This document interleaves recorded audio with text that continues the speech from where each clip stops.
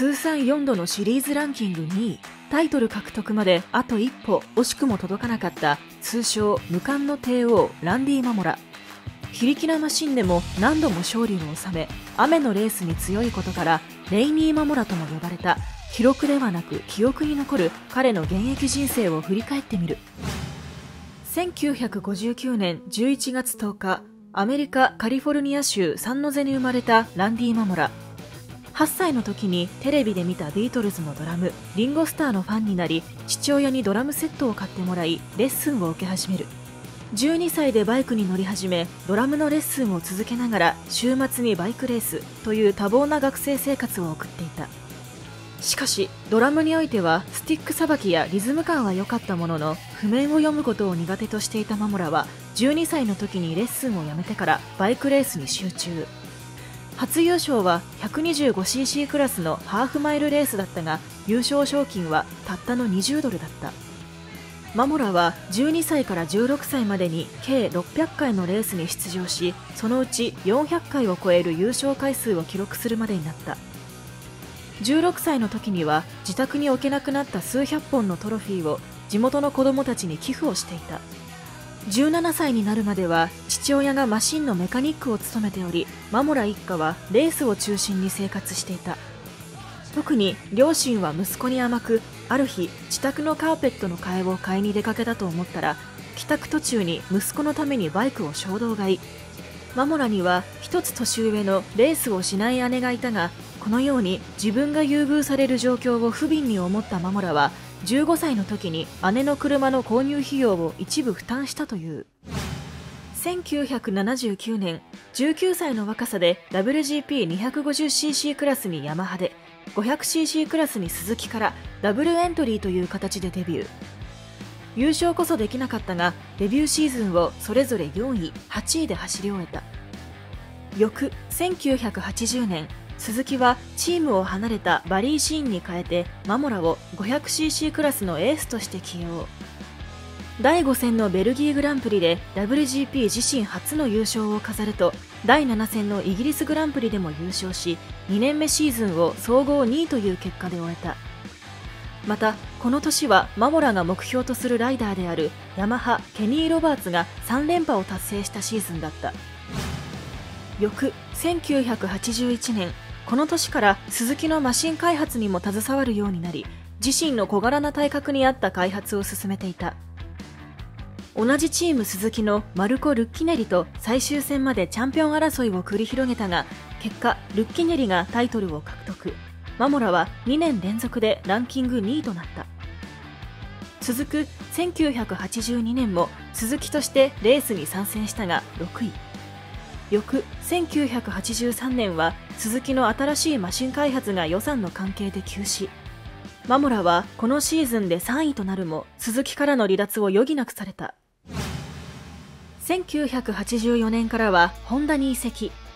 リタイアを除く参戦した全9戦すべてで表彰台獲得、優勝3回を誇る上出来のシーズンだったが、この年はヤマハのエディ・ローソンが優勝4回、2位4回というステディエディにふさわしい戦い方で 500cc クラス初タイトルを獲得した。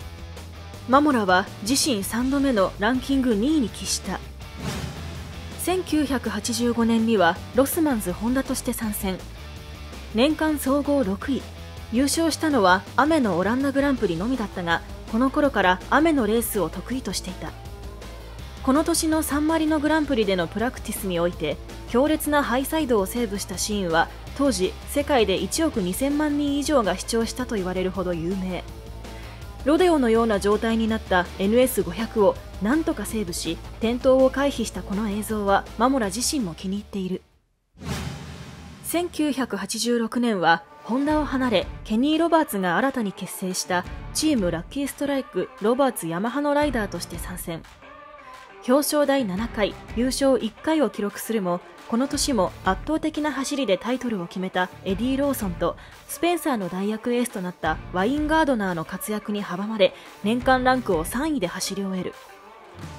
また、この頃から貧困に苦しむ子供たちの力になるために、セーブ・ザ・チルドレンの文字を縫い付けたレザースーツを着用し、FIM からの給与10万ドルの 20% を当時住んでいたイギリスに寄付するというチャリティー活動も行っていた。リベンジをかけて挑んだ1987年もヤマハとして参戦。開幕戦鈴鹿グランプリはマモラが得意とする雨のレースとなり、2位のガードナーに42秒差をつける圧倒的な速さで優勝。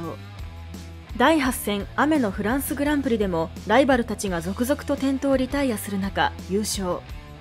第12戦のサンマリノグランプリでは同じマシンを狩るマールボロヤマハのローソンと激しいつばぜり合いを制し3勝目。後にマモラはこれを自身の80年代ベストレースと発言した。この年も最後までタイトル争いに名を連ね、今年こそと期待がかかっていたが、年間7勝、従来のアグレッシブさに加え前線でポイントを上げる安定感も発揮したガードナーにオーストラリア人初となるタイトル獲得を奪われる。これが自身4度目の2位だった。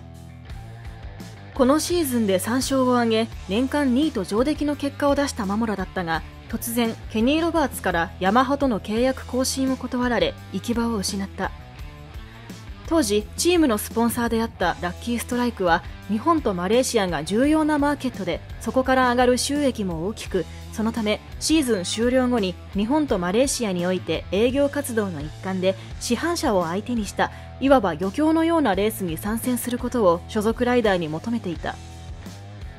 シーズンを走り終えたライダーにとってはこれは負担であり、さらにレースに対して真剣に取り組む姿勢を重要視していたマモラは、これを加味した来年のギャラをヤマハに交渉したが受け入れてもらえず、チームからは放出されてしまった。代わりにウェイン・レイニーとケビン・マギーがチームロバーツに移籍することになる。マモラにとっては何とも不遇の1年となった。翌1988年、ヤマハを離脱し新興チームであったカジバに移籍。当時二輪レースにおいて圧倒的な力を誇る日本メーカーに対抗するべく立ち上がったカジバは、マモラに対して前年度のロバーツヤマハの約5から6倍の契約金額を用意していた。しかしマシンの戦闘力は著しく劣り、 WGP 新規参入のピレリタイヤとの相性も悪かったことから成績は芳しくなかった。WGP の経験のないカジバはほぼ毎戦リタイアの連続だったが、第9戦ベルギーグランプリでは記念すべきカジバ初の表彰台となる3位獲得。まるで優勝したかのような盛り上がりを見せたこのレースでは、マモラも思わず涙を見せ、ヨーロッパ製マシンの力を見せつけ始めたきっかけともなった。その後1990年まで3年間カジバから参戦するも思うように結果を残すことができずにいた。1990年にはカジバがレース界からの撤退を発表。マモラはこれを明るくジョークとしてバイク売ります、ゴルフ用カートにも最適と張り紙で茶化して周囲を笑わせていた。1992年にはバドワイザーヤマハに移籍。第9戦ハンガリーグランプリで3位表彰台を獲得し、年間10位でシーズンを終え、この年で引退。現役時代のマモラは当時 500cc クラスに参戦していた4メーカー、ホンダ、ヤマハ、スズキ、カジバ、すべてのワークスマシンを走らせた経験を持ち、シリーズランキング2位4回など幾度もタイトル争いに絡みながらも、ついにタイトル獲得にはあと一歩のところで届かなかった。しかしその陽気な性格とジャックナイフなどの派手なパフォーマンスでファンや関係者に愛された日本でも人気のライダーでもあった。パドックではよく爆竹を鳴らして遊んでいたという。2006年6月にはフェラーリで7回の年間チャンピオンを獲得した F1 ドライバーミハエル・シューマッハを2人乗り仕様のドゥカティ・デスモセディチの後部シートに乗せ、ムジェロサーキットでジャックナイフを披露したことも有名。後にシューマッハは、私にはもうこれで十分です、将来二輪に転向する気はありませんと発言していた。2018年4月には現役時代の活躍が認められ、27人目のレジェンドとして MotoGP の殿堂入りが決定。無冠の帝王は無冠のレジェンドになった。マモラといえば雨のレースに強く、非力なマシンでも何度も勝利を収め、レイニー・マモラの異名を持つことでも有名。コーナーでハングオフする際、外側のステップから足が離れる独特のライディングスタイルをとっており、当時日本のバイク好きの若者からマモラ乗りと呼ばれた。これは当時背が高く手足の長いスペンサー仕様で設計されたマシン NS500 を小柄なマモラがコーナリング中の前輪への荷重を高めるために体を極端に前輪側、イン側へ預けていった結果、アウト側の足がステップから外れてしまったものである。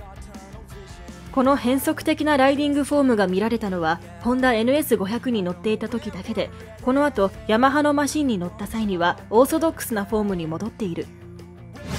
4度の年間ランク2位、実力はありながらも惜しくもタイトル獲得には至らなかったランディ・マモラ。でもあの陽気な笑顔は印象的で日本人のファンも多かったですよね。またレースでの獲得賞金を寄付するなどチャリティー活動にも熱心なところも彼の魅力ですね。記録ではなく記憶に残る世界に愛されたライダー。マモラ乗りをご覧になったことがない方はぜひ一度見てみてください。それでは。